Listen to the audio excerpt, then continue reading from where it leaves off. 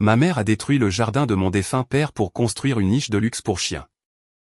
Quand je l'ai arrêtée, elle m'a mise à la porte et a dit « Cette maison n'est plus la tienne ». Mais elle n'avait aucune idée que je venais de découvrir la vérité sur l'argent de mon père, et j'étais sur le point d'acheter la seule maison qu'elle aimait plus que sa propre fille. Ma mère a essayé de détruire mon jardin pour construire une maison pour son chien. Quand j'ai tenté de l'arrêter, elle m'a giflé et m'a dit de partir. Elle se tenait là, dans son foulard de créateur, serrant le chien comme s'il était le seul héritier légitime du nom de la famille. « Cette maison n'est plus la tienne, Rebecca, a-t-elle grondé, sa voix glaciale et dénuée de toute chaleur maternelle. Elle pensait qu'elle avait gagné. Elle pensait qu'en me giflant et en me jetant dehors, je serais brisé, sans le sou et oublié. Mais alors que je me détournais, essuyant le sang de ma lèvre, je ne pleurais pas parce que j'étais faible. Je pleurais à cause du secret que je gardais depuis 3 ans. Un secret qui était sur le point de bouleverser tout son univers. Bonjour, je m'appelle Rebecca. J'ai 30 ans et depuis 3 décennies, je suis un fantôme dans ma propre famille. J'ai vécu ici, à Portland, en essayant d'être la fille parfaite pour une femme qui ne s'est jamais souciée que de son propre reflet et des animaux qu'elle traitait mieux que sa propre chair et son propre sang. Je pensais que si je travaillais assez dur, si je restais assez silencieuse, peut-être qu'elle me verrait enfin. Mais après cette gifle, le masque est finalement tombé. Avant de vous raconter exactement comment j'ai transformé la trahison de ma mère en sa chute ultime, veuillez prendre une seconde pour cliquer sur le bouton j'aime et vous abonner à la chaîne. Cela m'aide vraiment à partager ces histoires de justice avec vous tous et j'adorerais avoir de vos nouvelles aujourd'hui. Dites-moi d'où vous regardez en ce moment et quelle heure il est dans votre ville. Je lis chaque commentaire et votre soutien est ce qui me fait continuer. Maintenant, revenons au début. Laissez-moi vous montrer comment était vraiment la vie à l'intérieur de cette maison avant l'arrivée du bulldozer. Laissez-moi vous parler des années passées à être une citoyenne de seconde zone pour un chien. Et du moment où j'ai découvert que la mère qui me traitait de nul vivait un mensonge qui allait lui coûter absolument tout ce qu'elle aimait. Ce n'est pas seulement une histoire de jardin détruit. C'est une histoire de règlement de compte que personne, et surtout pas ma mère, n'avait vu venir. Pour comprendre pourquoi un jardin pouvait valoir une guerre, il faut comprendre la hiérarchie de la maison dans laquelle j'ai grandi.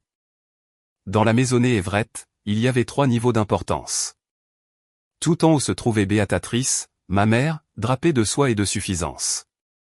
Juste en dessous d'elle, allongée sur un trône de velours qui coûtait plus cher que ma première voiture, se trouvait Bobby, un bulldog français avec un pédigré plus long que notre arbre généalogique et un tempérament qui ferait passer un bambin gâté pour un saint. Et puis tout en bas, quelque part entre la charpie dans le sèche-linge et les mauvaises herbes dans l'allée, il y avait moi. J'ai réalisé que j'étais de seconde zone avant même d'atteindre la puberté. Je me souviens particulièrement de mon 10e anniversaire. J'avais passé des semaines à parler d'un kit de science que je voulais, le genre avec un vrai microscope et des lames que l'on pouvait préparer soi-même. Je voulais voir le monde de près, trouver les motifs cachés dans les choses. Le matin de mon anniversaire, ma mère est entrée dans la cuisine avec une énorme boîte emballée d'un ruban. Mon cœur a failli sortir de ma poitrine, mais alors que je tendais la main pour la prendre, elle l'a retirée. « Oh non, Rebecca. Ce n'est pas pour toi, a-t-elle dit, sa voix légère et aérienne, comme si elle n'était pas en train de briser mon monde. Ceci est son nouveau matelas orthopédique en mousse à mémoire de forme. Joyeux anniversaire, cependant. Il y a des céréales dans le placard. » C'était le schéma. Si j'avais besoin de nouvelles chaussures pour l'école parce que mes orteils se recroquevillaient littéralement contre le cuir, ce n'était pas dans le budget. Mais si Bobby avait besoin d'un imperméable sur mesure avec des passepoils réfléchissants pour sa promenade de 3 minutes jusqu'à la boîte aux lettres, la carte de crédit sortait avant même qu'il ne puisse aboyer. J'ai passé mon adolescence dans des vêtements d'occasion de la friperie locale, cousant les ourlets moi-même jusqu'à ce que je ressemble à une courte pointe ambulante. Tandis que ma mère dépensait des centaines de dollars en bœuf wagyu biologique de qualité humaine pour un chien qui passait la plupart de sa journée à lécher le sol. Les gens me demandaient toujours, « Rebecca, pourquoi n'es-tu pas simplement partie? Ou pourquoi ton père n'a-t-il rien fait ?» Mon père, Thomas, était un gentleman, un charpentier de métier et un artisan de la paix par nature. Il voyait ce qui se passait et il essayait de compenser de la seule manière qu'il connaissait. Il ne pouvait pas gagner une dispute contre ma mère. Personne ne le pouvait. Béatatrice avait une façon de transformer chaque conversation en un procès où elle était à la fois le juge et la victime.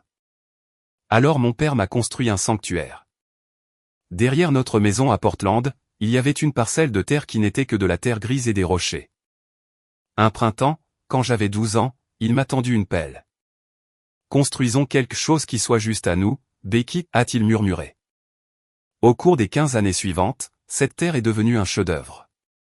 Il m'a appris l'acidité du sol, la patience des vivaces et le moment précis où un hortensia fleurit dans ce bleu profond et impossible. Ce jardin n'était pas seulement une collection de plantes. C'était le seul endroit au monde où je n'étais pas la fille qui coûtait trop cher. C'était l'endroit où mon père et moi existions sans l'ombre du narcissisme de ma mère ou de la présence constamment exigeante de Bobby.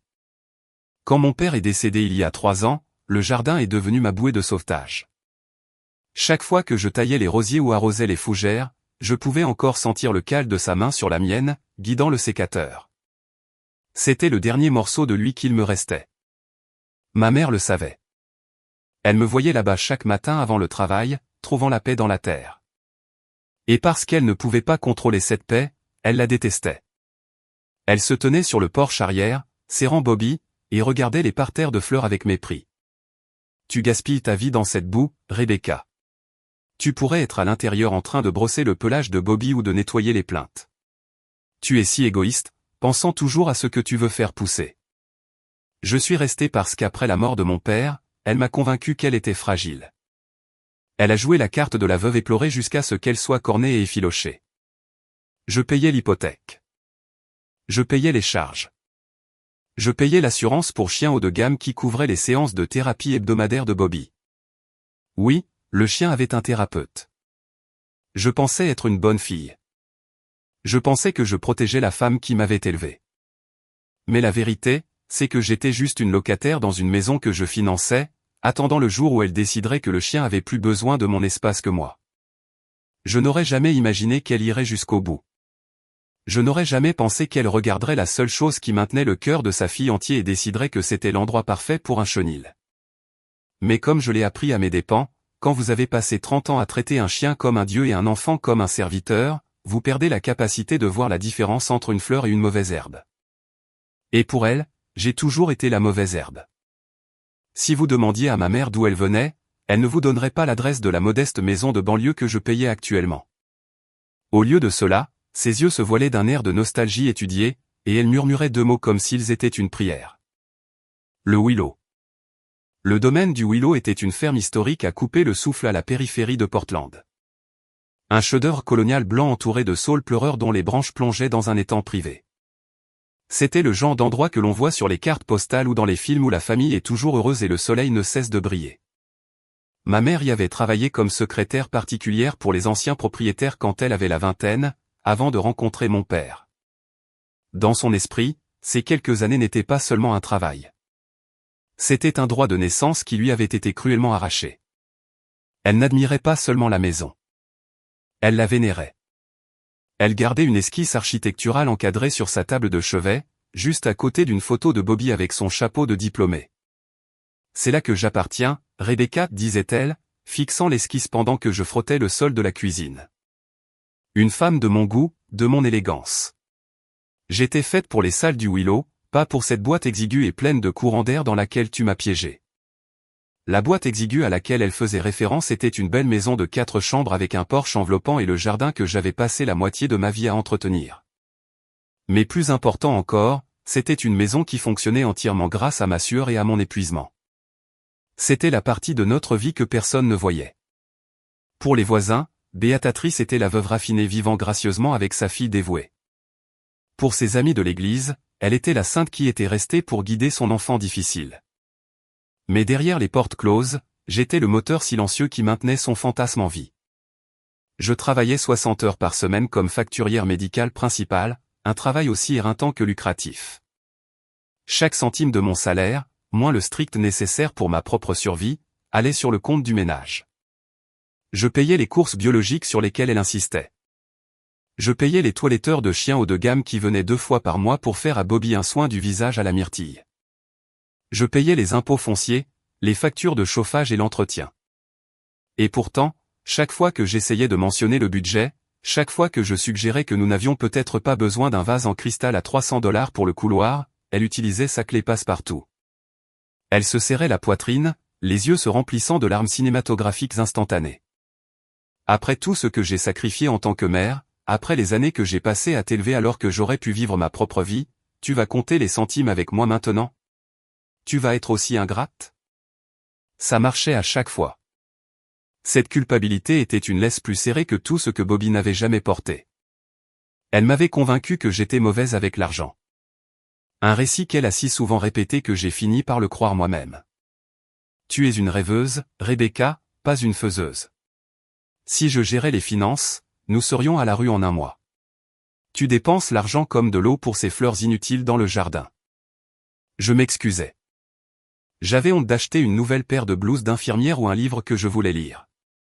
Je vivais comme une locataire dans ma propre vie, mangeant les restes sur le comptoir de la cuisine pendant qu'elle servait à Bobby un steak poêlé à la table de la salle à manger.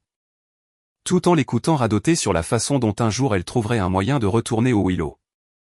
Elle traitait ce domaine comme un royaume perdu et moi comme la servante qui se tenait sur le chemin de son retour. Elle ne réalisait pas que la seule raison pour laquelle elle avait un toit au-dessus de sa tête était à cause de la fille qu'elle traitait comme un inconvénient. Mais son obsession pour le Willow était plus qu'un simple rêve. C'était une maladie. Et comme j'allais bientôt le découvrir, elle était prête à incendier le seul véritable sanctuaire qu'il me restait, le jardin de mon père, juste pour se sentir enfin maîtresse de son propre domaine, même si ce domaine n'était qu'un palais pour un chien. Je suis arrivé dans notre rue calme et bordée d'arbres à Portland après un service exténuant de 12 heures à l'hôpital. Mon dos me faisait mal. Ma tête battait à cause des lumières fluorescentes. Et tout ce que je voulais, la seule chose qui m'avait fait tenir à travers la paperasse sans fin et les plaintes des patients, était la pensée de m'asseoir sur le banc en cèdre que mon père m'avait construit au milieu de notre jardin. Je voulais sentir la terre humide et voir si les hortensias bleues s'étaient enfin ouverts. Mais en tournant le coin, la première chose que j'ai entendue n'était pas le vent dans les pins. C'était le bruit métallique et rythmé, badaboum, badaboum, badaboum d'un marteau-piqueur. Mon cœur n'est pas seulement tombé, il s'est arrêté. J'ai garé la voiture en catastrophe, éteignant à peine le moteur avant de sortir. L'air sentait les gaz d'échappement et la pierre pulvérisée. J'ai couru vers le jardin, ma blouse s'accrochant au portail, et ce que j'ai vu a détruit le dernier lambeau de santé mentale auquel je me raccrochais. Le sanctuaire secret avait disparu. Le banc en cèdre était un tas de bois éclaté dans un coin du jardin. Les rosiers que mon père avait passé une décennie à croiser n'étaient que des cadavres épineux et emmêlés sous les chenilles d'une mini-pelle. Une équipe de 3 hommes était en train de retourner la terre où j'avais dispersé une partie des cendres de mon père. Et là, debout sur le porche arrière avec un presse-papier dans une main et Bobby niché sous son autre bras, se tenait ma mère. Elle avait l'air de superviser la construction d'un gratte-ciel, pas la profanation de l'âme d'une fille. Arrêtez, tout le monde. Arrêtez tout de suite, ai-je crié. Ma voix ne semblait même pas être la mienne. C'était un son rauque, déchiqueté, qui m'a arraché la gorge. L'opérateur de la machine a levé les yeux, confus. Mais ma mère n'a même pas sourcillé. Elle a ajusté ses lunettes de soleil et est descendue dans la boue, ses bottes coûteuses cliquant contre une pierre qui faisait autrefois partie du jardin de rocaille de mon père. Ne sois pas dramatique, Rebecca, a-t-elle dit, sa voix aussi désinvolte que si elle commentait la météo. Les ouvriers ont un calendrier à respecter. Nous avons une échéance. Une échéance pourquoi? Je tremblais si fort que j'ai dû m'agripper à la clôture pour rester debout. Tu es en train de le détruire. Tu détruis la seule chose qu'il m'a laissée. Pourquoi? Pourquoi ferais-tu ça? Elle a laissé échapper un rire bref et sec et a fait un geste vers le cratère boueux et vide qui était autrefois l'œuvre de ma vie. Regarde cet espace, Rebecca. C'était un désordre.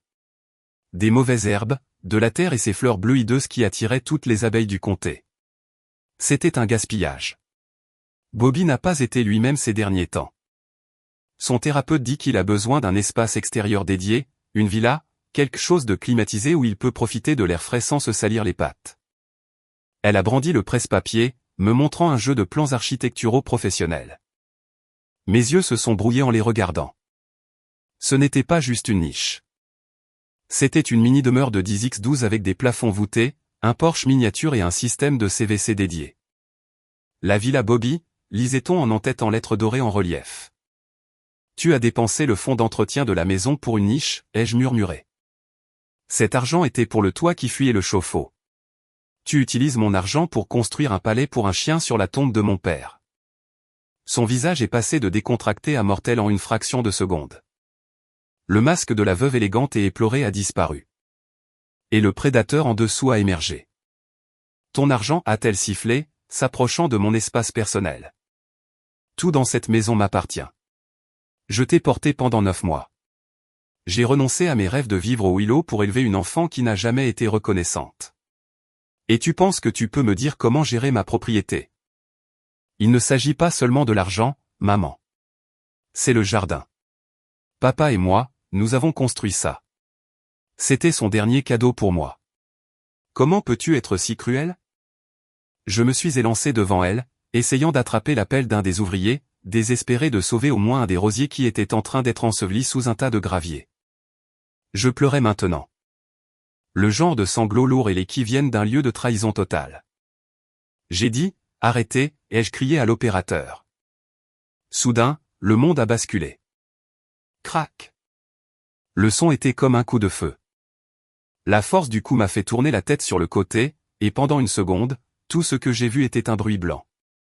La chaleur sur ma joue a été instantanée, une douleur brûlante et lancinante qui a fait siffler mes oreilles. J'ai reculé en titubant, mes bottes glissant dans la boue, et j'ai regardé ma mère. Elle ne tremblait même pas. Elle se tenait là, la main encore levée, les yeux remplis d'une sorte de triomphe terrifiant. Je t'ai dit d'apprendre ta place, a-t-elle dit, sa voix basse et stable. Je suis le chef de cette maison. Je suis la propriétaire de cette terre, et si jamais tu m'embarrasses à nouveau devant mes employés, tu découvriras à quel point les rues de Portland sont froides. Les 3 ouvriers du bâtiment ont détourné le regard, soudainement très intéressés par leurs bottes. Le silence qui a suivi était plus lourd que la fumée de diesel. Tu m'as giflé, ai-je murmuré, ma main se portant à mon visage. Pour une niche. Tu as choisi une niche plutôt que ta propre fille. J'ai choisi ma paix plutôt que ton insolence, a-t-elle répondu, me tournant le dos. Elle s'est approchée du contremaître et a tapoté les plans. Continuez. Je veux que les fondations soient coulées avant le coucher du soleil. Et Rebecca, elle ne s'est même pas retournée pour me regarder, fait un sac. J'en ai assez de ton visage. J'en ai assez de ton attitude. Tu as jusqu'à ce soir pour prendre tes affaires et sortir de ma maison. Puisque tu es si douée avec l'argent et si indépendante, je suis sûr que tu trouveras un nouvel endroit où rester. Mais tu ne passeras pas une nuit de plus sous mon toit. Je suis resté là, dans la boue, dans ma blouse de travail, avec l'empreinte de ses doigts qui s'assombrissaient sur ma peau. J'ai regardé le cèdre éclaté du banc de mon père et le béton gris qui était déjà en train d'être mélangé pour couvrir son héritage. Tu fais une erreur, maman, ai-je dit, ma voix devenant finalement calme, mortellement calme. La seule erreur que j'ai faite, c'est de ne pas l'avoir fait il y a 10 ans, a-t-elle sèchement répliqué. Maintenant, va-t'en avant que j'appelle la police pour te faire escorter hors de la propriété pour intrusion. Elle pensait m'avoir expulsé. Elle pensait avoir gagné. Mais alors que je marchais vers la porte d'entrée pour rassembler les quelques affaires qui comptaient vraiment pour moi, je ne pensais pas à l'endroit où j'allais dormir cette nuit-là. Je pensais à l'appel téléphonique que j'avais passé à un expert comptable judiciaire 3 mois auparavant. Je pensais au relevé bancaire qu'elle croyait que je n'avais jamais vu. Et surtout, je pensais au Willow, la maison qu'elle aimait plus que tout. Elle voulait que je sorte de sa maison. Très bien. Mais j'allais m'assurer qu'au moment où j'en aurais fini, elle n'aurait plus de maison à appeler la sienne. Je ne suis pas allé à un hôtel cette nuit-là. Je ne suis pas allé dans un refuge, et je ne me suis pas assise sur un banc de parc en attendant que le soleil se lève. Au lieu de cela, j'ai conduit à 3 pâtés de maison, je me suis garé dans un parking sombre, et je suis resté assise là jusqu'à ce que mes mains cessent de trembler assez pour tenir mon téléphone. J'ai appelé la seule personne que je connaissais qui comprenait le langage des chiffres mieux que le langage des émotions, mon ami d'université, Marc. Marc était un expert comptable judiciaire, le genre de gars qui regardait une feuille de calcul et y voyait une scène de crime. Nous nous sommes retrouvés dans un restaurant ouvert 24 heures sur 24, l'odeur de café brûlé et de graisse remplissant l'air alors que je m'asseyais en face de lui. L'échymose sur ma joue était maintenant d'un violet profond et furieux. Je ne lui ai pas parlé de la gifle au début. Je lui ai juste tendu la boîte de relevés bancaires que j'avais discrètement collectée pendant des mois. Marc, ma mère dit que je suis mauvaise avec l'argent, ai-je dit, ma voix à peine un murmure. Elle dit que je suis ingrate et que j'ai de la chance d'avoir un toit au-dessus de ma tête. Mais les chiffres, ils ne correspondent pas. Je paie toutes les factures, pourtant les comptes sont toujours vides. Marc n'a pas dit un mot. Il a simplement ouvert son ordinateur portable, ajusté ses lunettes et a commencé à travailler. Pendant 3 heures, le seul son était le cliquetis des touches et le bourdonnement lointain de l'autoroute. J'ai regardé son visage passer de la curiosité professionnelle à une fureur froide et absolue. « Rebecca, a-t-il finalement dit, tournant l'écran vers moi. Ta mère n'est pas seulement une mauvaise gestionnaire d'argent. C'est une prédatrice professionnelle. » Il a pointé une série de transactions remontant à 10 ans. « Regarde ça. Ton père, Thomas, il ne t'a pas seulement laissé des souvenirs. Il t'a laissé une police d'assurance vie d'une valeur de 400 000 $. C'était censé être un fonds en fiducie qui arrivait à échéance quand tu avais 25 ans. Mais l'administratrice de ce fonds était Béatatrice. Mon estomac s'est retourné lentement et de manière écœurante. Elle m'a dit qu'il était mort endetté. Elle m'a dit que nous avions failli perdre la maison à cause de ses factures médicales. Il n'avait pas de facture médicale, a dit Marc, sa voix plate et dure. Et ça empire. Cette maison dans laquelle tu vis, celle d'où elle vient de t'expulser, elle ne l'a pas achetée avec ses économies, elle l'a achetée avec ton fonds en fiducie. Et parce que tu étais mineur quand les papiers ont été signés, elle a mis l'acte de propriété à son nom pour ta protection. Mais elle a utilisé ton numéro de sécurité sociale pour ouvrir au moins 3 autres cartes de crédit conjointes que tu n'as jamais autorisées.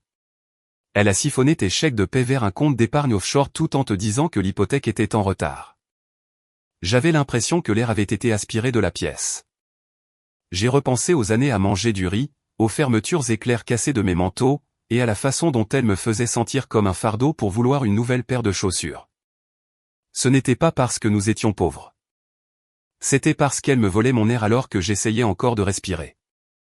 Mais ensuite, les yeux de Marc se sont illuminés d'une autre sorte d'intensité. Et voici la pièce du puzzle qu'elle ne s'attendait pas à ce que quelqu'un trouve. Tu connais cet endroit dont elle est obsédée, le domaine du Willow? J'ai hoché la tête. Elle en parle tous les jours. C'est son Saint Graal. Eh bien, le Saint Graal vient d'arriver sur le marché, a dit Marc en se penchant en arrière.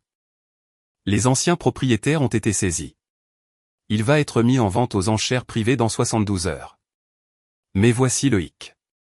Béatatrice n'a pas l'argent pour l'acheter. Elle a tout dépensé dans cette villa pour chien et ses propres habitudes de luxe. Elle prévoyait d'utiliser cette maison actuelle, ta maison, comme garantie pour obtenir un prêt pour un acompte.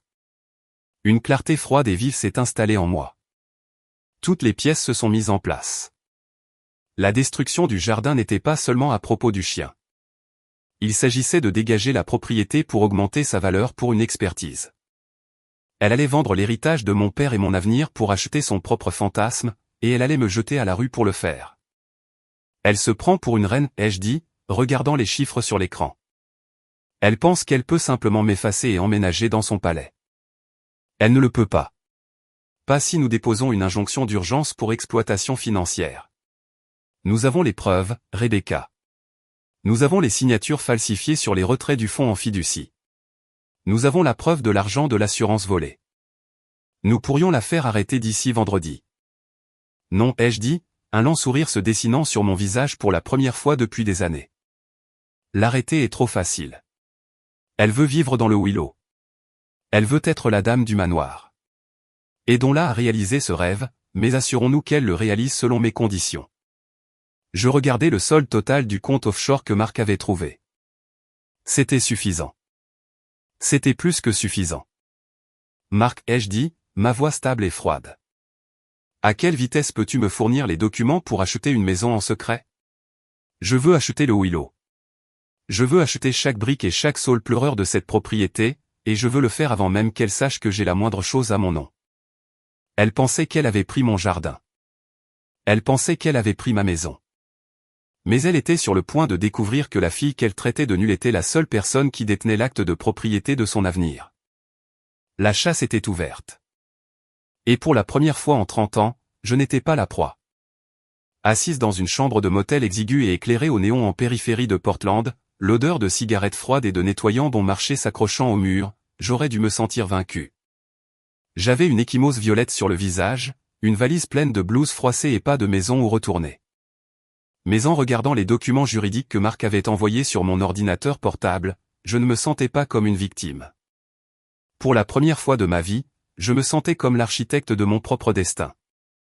Béatrice pensait m'avoir expulsé vers la pauvreté, mais elle m'avait en fait expulsé vers la vérité. Et la vérité était une arme puissante et coûteuse. La vente aux enchères pour le Willow commence dans 48 heures, Rebecca. La voix de Marc crépitait au téléphone. Il travaillait depuis son bureau, ses doigts tapotant rythmiquement sur son bureau. C'est une vente privée.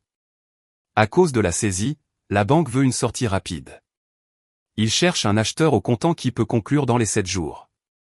Ta mère a essayé d'obtenir un prêt relais en utilisant ta maison actuelle comme garantie. Mais comme j'ai signalé le fonds en fiducie pour activité non autorisée présumée, la banque a gelé toute nouvelle hypothèque. Elle est coincée. Elle a le désir, mais elle n'a pas les capitaux liquides. Je me suis adossé à l'oreiller mince et grumeleux du lit de la chambre de motel. J'avais exactement ce qu'elle a pris, a dit Marc, son ton devenant professionnel. Les 400 000 de l'assurance vie, plus les intérêts courus, plus les retraits non autorisés, nous pouvons légalement les récupérer. C'est maintenant sur un compte séquestre, en attente de la signature d'un juge. Mais je peux utiliser la preuve de cet actif pour obtenir une préapprobation pour la vente aux enchères. Rebecca, tu n'es pas seulement une enchérisseuse. Tu es l'acheteuse la plus solide dans la salle. Un frisson froid et vif me parcourut. Ma mère avait passé 30 ans à regarder l'esquisse du Willow, rêvant du jour où elle franchirait ses colonnes blanches en tant que propriétaire. Elle avait sacrifié mon enfance, le jardin de mon père et ma dignité sur l'autel de cette maison. Elle pensait qu'elle était la seule à en être digne. Elle pensait que j'étais juste l'aide qui payait les factures. Fais-le, lui ai-je dit. Entre l'enchère. Je veux cette maison, Marc. Non pas parce que je veux vivre dans le luxe, mais parce que je veux posséder la seule chose qu'elle ait jamais vraiment aimée. Les 2 jours suivants furent un tourbillon d'adrénaline et de silence angoissant. Je continuais à aller à mes services à l'hôpital, me déplaçant comme un fantôme dans les couloirs. Chaque fois qu'un patient me demandait ce qui était arrivé à mon visage, je souriais simplement et disais, je fais juste un peu d'aménagement paysager en retard. Il ne savait pas que je parlais de ma vie. Pendant ce temps, ma mère était occupée. J'ai vérifié ses réseaux sociaux. Elle ne pouvait pas s'en empêcher. Elle a posté une photo des fondations de la villa pour chiens en train d'être coulées sur mes hortensias en ruine. La légende disait, dehors les mauvaises herbes et place à la royauté. Bobby mérite un palais et enfin, il n'y a plus personne pour se plaindre du coup. Nouveau départ mère d'un chien vivre ma meilleure vie. J'ai fixé cette photo pendant longtemps. Elle était si fière d'elle. Elle était si convaincue qu'en me retirant, elle avait retiré le seul obstacle à son bonheur. Elle ne réalisait pas qu'en détruisant ce jardin, elle avait retiré la seule chose qui m'empêchait de riposter. Le matin de la vente aux enchères, j'étais assise dans le bureau de Marc. L'air était épais d'odeur de café et de vieux papier. Nous participions via un portail en ligne sécurisé. L'enchère de départ était élevée, mais au fil des minutes, il est devenu clair que le groupe d'acheteurs était restreint. Un promoteur la voulait pour un hôtel de charme. Un autre la voulait pour un domaine viticole privé. Puis un nouvel enchérisseur est entré en lice. Le nom à l'écran était masqué, mais Marc a retracé la source. C'est elle, a-t-il murmuré. Elle utilise un prêteur privé à taux d'intérêt élevé. Elle est désespérée. Elle parie de l'argent qu'elle n'a même pas encore, pariant sur la vente de ta maison pour le couvrir. Ma mère jouait toute son existence sur un rêve qu'elle m'avait déjà volé. Augmente, ai-je dit, ma voix stable. Chaque fois qu'elle enchérissait, j'allais plus haut. 10 000, 20 000. Je regardais les chiffres grimper, l'imaginant assise dans notre salon, serrant Bobby, sa main tremblant alors qu'elle cliquait sur le bouton, convaincue que son destin n'était plus qu'à une enchère près. Puis vint le saut final. J'ai mis un montant qui était exactement le montant de mon fonds en fiducie volé. C'était l'ironie suprême. J'achetais la maison de ses rêves avec l'argent même qu'elle avait saigné de la mort de mon père. L'écran s'est figé. Le chronomètre s'est écoulé. 1 fois, 2 fois, adjugé. L'email de confirmation est apparu sur l'écran de Marc. Félicitations, Rebecca Everett. Vous êtes la nouvelle propriétaire du domaine du Willow. Je n'ai pas applaudi. Je n'ai pas pleuré. J'ai juste pris une profonde inspiration du premier air pur que j'avais respiré en 3 décennies. Et maintenant, a demandé Marc, me regardant avec un mélange d'admiration et d'inquiétude. Maintenant, ai-je dit en me levant et en lissant ma blouse, nous attendons que sa maison soit saisie. Nous attendons qu'elle réalise que le palais qu'elle a construit pour son chien se trouve sur un terrain qu'elle ne possède plus. Et ensuite, je vais l'inviter à déjeuner dans ma nouvelle maison. Elle voulait que je parte. Très bien, j'étais parti. Mais je revenais en étant la seule chose qu'elle ne s'attendait jamais à ce que je sois, sa propriétaire. La chute de Béatrice Everett n'a pas été une explosion soudaine. Ce fut un effondrement lent et angoissant, un peu comme le jardin qu'elle avait si négligemment détruit. Dans les 3 semaines suivant mon expulsion, le château de cartes financier qu'elle avait construit a commencé à s'écrouler. Sans mon salaire pour couvrir l'hypothèque, les impôts fonciers et les factures de chauffage exorbitantes de sa villa pour chien, la banque a agi avec une rapidité qui a même surpris Marc. Parce que la maison avait été utilisée comme garantie pour son prêt relais raté pour acheter le Willow, la saisie a été rapide et impitoyable.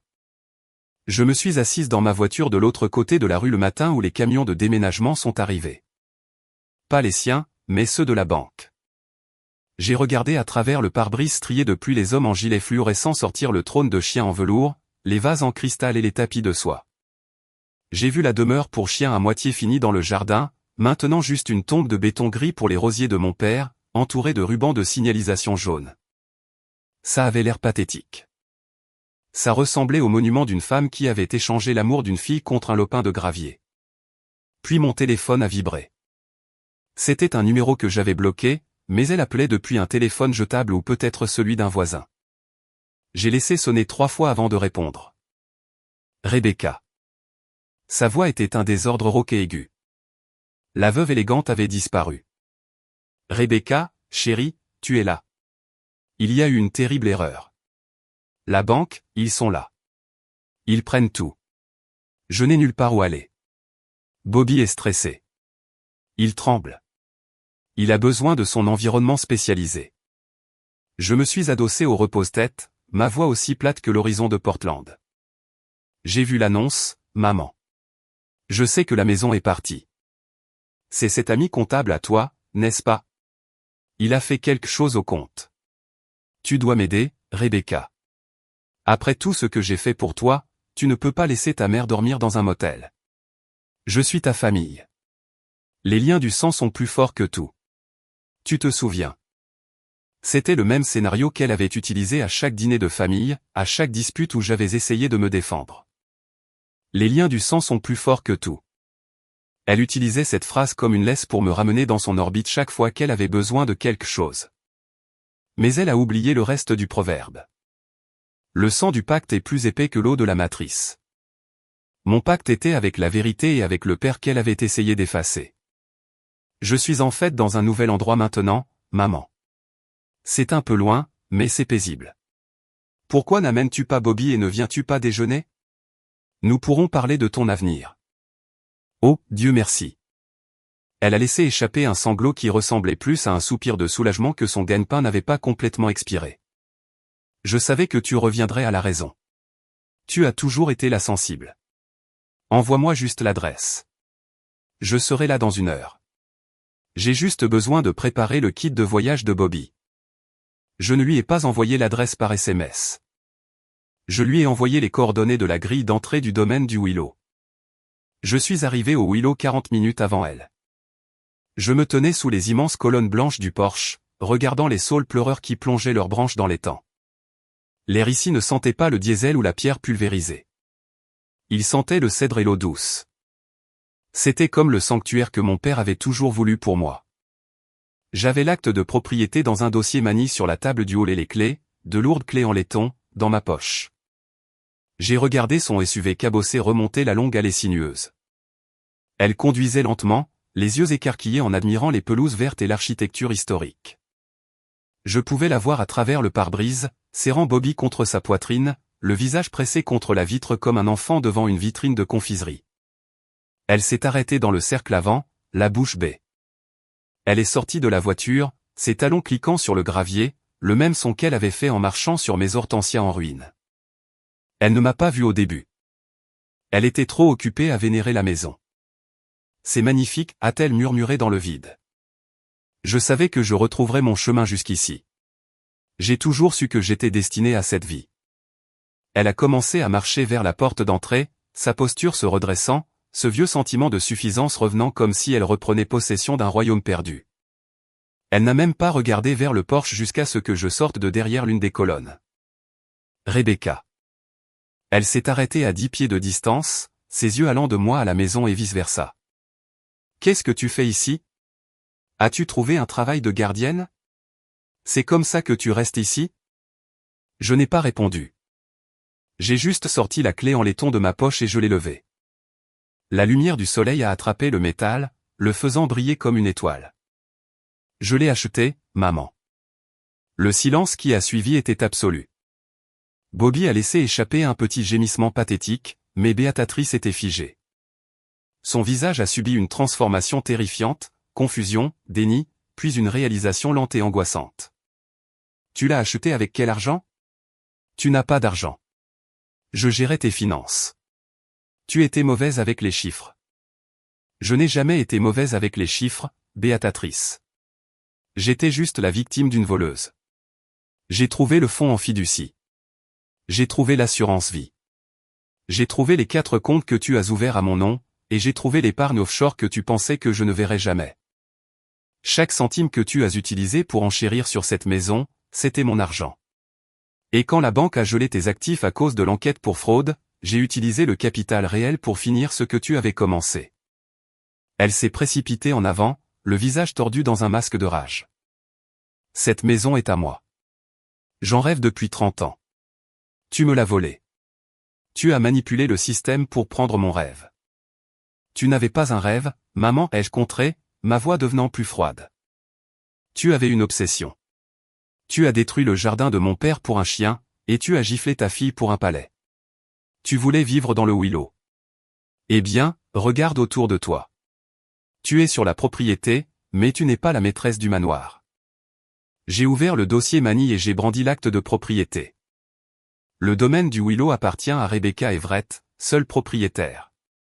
Et puisque tu aimais tant me dire de quitter ta propriété il y a 3 semaines, je pense qu'il est juste que je te rende l'appareil. Elle a commencé à pleurer alors, de vraies larmes cette fois, le genre qui vient de la perte d'une guerre que l'on pensait gagner. Elle est tombée à genoux dans le gravier, Bobby se tortillant dans ses bras. Rebecca, s'il te plaît. Je suis ta mère. Tu ne peux pas faire ça. Je n'ai nulle part où aller. Regarde Bobby. Il a froid. Il a peur. J'ai regardé le chien. J'avais pitié de lui. Ce n'était qu'un animal pris dans la toile d'une narcissique. Mais ensuite j'ai regardé ma joue dans le reflet de la vitre de sa voiture, me souvenant de la brûlure de sa main. J'ai regardé le souvenir du jardin en ruine de mon père. Tu as choisi ta paix plutôt que mon insolence. Tu te souviens, ai-je dit, répétant ses propres mots. Eh bien, je choisis mon héritage plutôt que ta cupidité. Tu voulais vivre comme une reine. La royauté ne mendie pas, Béatatrice. Elle accepte son exil. Je lui ai tourné le dos et j'ai marché vers les lourdes portes en chêne de ma nouvelle maison. Je l'ai entendu crier mon nom, le son résonnant à travers les saules pleureurs, mais pour la première fois en 30 ans, le son ne m'a pas fait sourciller. J'ai mis la clé dans la serrure, je l'ai tournée et je suis entré, refermant la porte sur la femme qui pensait qu'une fille était une mauvaise herbe à arracher. En regardant Béatatrice à travers le flux de la caméra de sécurité alors que j'étais assise dans la grande bibliothèque du Willow, je n'ai pas ressenti la vague de joie que je pensais ressentir. Au lieu de cela, j'ai ressenti un profond et silencieux sentiment de soulagement. C'était la sensation d'un poids levé après 30 ans d'écrasement. Elle est restée à la grille pendant 3 heures, ses cris se transformant finalement en supplications désespérées, puis en un silence creux et vaincu. La reddition de compte a été absolue à cause de l'injonction légale que Marc et moi avions déposée. La banque n'a pas seulement pris la maison. Ils ont audité chaque retrait qu'elle avait fait de mon fonds en fiducie au cours de la dernière décennie. Chaque steak biologique qu'elle a acheté pour Bobby, chaque foulard de créateur et chaque brique de cette villa pour chien ont été catalogués comme un détournement de fonds. Pour éviter des poursuites pénales pour fraude fiduciaire et parjure concernant le paiement de l'assurance, elle a dû céder le produit restant de la vente forcée de sa maison directement sur un compte pour la restauration de l'héritage de mon père. Elle a emménagé dans un appartement de 400 pieds carrés dans un quartier de la ville qu'elle appelait autrefois les bas-fonds. Il n'y avait pas de Porsche enveloppant, pas de Saul pleureur, et certainement pas de manoir climatisé pour Bobby. Le chien qui avait été traité comme un prince devait maintenant apprendre à marcher sur du linoléum fissuré. Une semaine plus tard, elle m'a envoyé un long email décousu. Elle a essayé d'utiliser sa clé passe-partout une dernière fois. Elle a prétendu que son cœur lâchait, que le stress du malentendu la tuait, et que l'amour d'une mère devrait être suffisant pour pardonner quelques erreurs financières. Elle a même envoyé une photo de Bobby l'air triste, espérant que je céderais pour l'animal sinon pour elle. Je n'ai pas répondu avec colère. J'ai répondu par une seule phrase. Tu as choisi ta paix plutôt que mes sentiments pendant 30 ans. Maintenant, je choisis la vérité plutôt que ta performance. Je ne lui ai pas pardonné. Non pas parce que je suis cruel, mais parce que le pardon sans responsabilité n'est qu'une invitation à plus d'abus. Elle n'a pas perdu sa maison à cause de moi. Elle l'a perdue parce qu'elle a décidé qu'une fille était une dépense et un chien un investissement. Elle vivait maintenant dans un monde qu'elle avait elle-même créé. Et pour la première fois de ma vie, je n'étais pas obligé de payer le loyer de ses illusions. En y repensant, j'ai réalisé que le jardin n'avait jamais été seulement une question de fleurs. Et la maison n'avait jamais été seulement une question de briques. C'étaient les symboles d'une bataille beaucoup plus grande. La bataille pour ma propre valeur. J'ai passé 30 ans à croire que j'étais un personnage secondaire dans ma propre vie, une locataire dans une maison que je finançais, attendant l'amour d'une mère qui était toujours conditionnelle. Le jour où ma mère m'a giflé dans ce cratère boueux est le jour où je me suis finalement réveillé. C'est le moment où j'ai cessé de demander une place à sa table et où j'ai décidé de construire mon propre manoir. Aujourd'hui, en marchant dans les couloirs du Willow, je ne vois pas un trophée de vengeance. Je vois un témoignage de la vérité.